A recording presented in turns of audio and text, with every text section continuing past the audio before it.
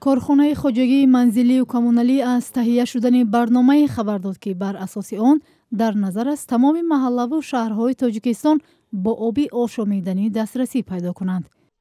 فعلا به اطلاع این نهاد تنها 66% اهالی کشور با آب تامین است. این برنامه احتمال است زینه به زینه و دوام 8 سال اجرا شود. با مبلغ‌زوری بانک جهانی تهیه گردیده است و از جانب شرکت استرالیایی هیدروفیل در همبستگی با متخصصان دخالداری ساحه برنامه تهیه گردیده و برای با سندهای معیاری فرقی جمهوری تاجیکستان مطابق نمودن در دوره گروه کاری وزارت انرژی و ذخیره‌های آب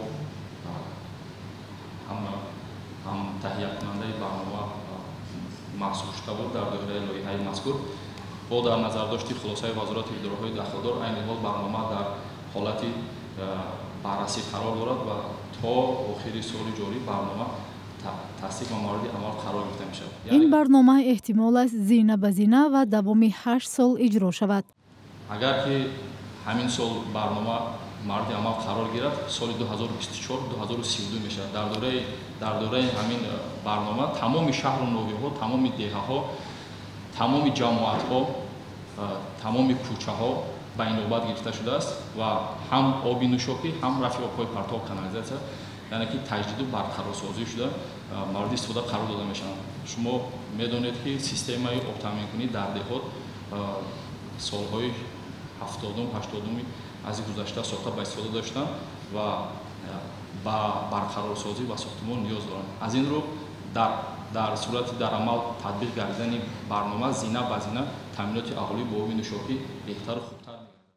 اداره خواجگی منزلی و کمونالی قبلا هم از طرح و برنامه‌های خود درباره تامین ساکنان به آب خبر داده بود، ولی شکایت‌ها از گوشه‌های کشور از مشکلی دسترسی به آب کم نشده بیشتر صدا می‌دهند.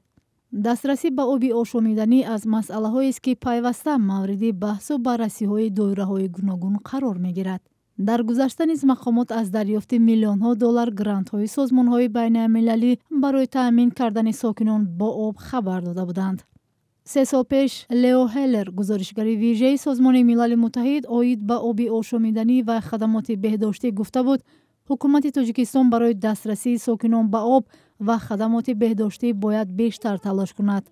بعد از آن که در اول سالهای 2000 ادعای فساد در کاربرد گرانت‌های بین‌المللی در دادگاه بررسی شد، دیگر تلاش نشده است که کلاً چقدر پول گرفتن مقامات برای حل این مشکل و چگونه استفاده شدن آن اعلان و رسانه‌ای گردد.